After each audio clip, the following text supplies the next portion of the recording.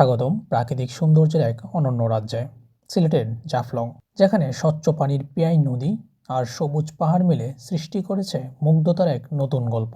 জাফলং এর সবচেয়ে বড় আকর্ষণ এই স্বচ্ছ পিয়াইন নদী। নদীর নিচে রঙিন পাথরগুলো যেন কাচের ভেতরে থেকে দেখা যায়। এখানে দাঁড়ালেই মনে হয় প্রকৃতি আপনাকে নিজের হাতে আঁকা কোনো ছবির মধ্যে নিয়ে এসেছে।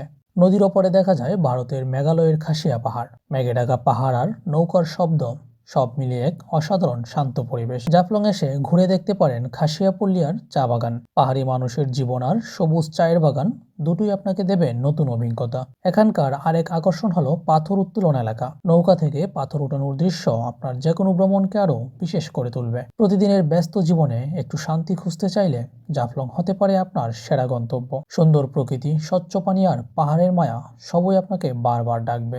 এটাই সিলেটের জাফলং, যেখানে প্রকৃতি নিজের রঙে সাজিয়ে রেখেছে পাহাড় আর স্বচ্ছ পানির এক স্বর্গ। একটা শান্ত মুহূর্ত, একটু মুক্ত বাতাস, সবকিছুর মাঝে জাফলং যেন মনকে নতুন করে সাজিয়ে দেয়। যদি ইচ্ছে করে সময় করে চলে আসুন জাফলংয়ে, আপনার অপেক্ষায় আছে প্রকৃতির সবচেয়ে শান্ত একটা কোণ। হ্যালো গাইস, আমরা চলে আসছি জাফলং। আমাদের জাফলং আসার ক্ষেত্রে সার্বিকভাবে বিশেষ অবদান রেখেছে আমাদের বন্ধু রাহুল। আমাদের প্রথম জাফলং ভ্রমণ, আমাদের টোরের অথচ এরা সকলেই সিলেটে থাকে, কিন্তু এদের এই 6-7 বছর সিলেটে বসবাস করা অবস্থায়ও এদের প্রথম জাফলং ভ্রমণ। মান্নাকে আমরা এখন দেখাবো যে বছর ধরে সিলেটে আছে, কিন্তু বন্ধু প্রথমবার জাফলং এসে সমুদ্র স্নান করেছে এবং সাবান কিনতে গিয়ে সে সাবান কিনতে পারতেছে না, আমার মানতেছে না। বিভিন্ন দোকান দেখছে, দোকানদারই তার কাছে সাবান বিক্রি করতে চায় না, কারণ সাবান দিয়ে কি করবে দোকানদার সেই বিষয়ে কনফিউজ।